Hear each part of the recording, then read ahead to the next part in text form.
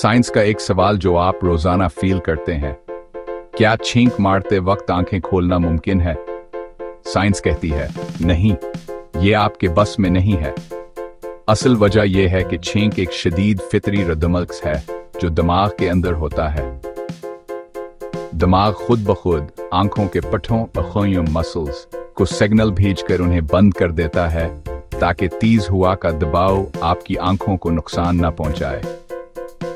अगर आप भी अपने जिस्म के ऐसे राज जानना चाहते हैं तो साइंस प्लस को शेयर करें, लाइक और फॉलो करें।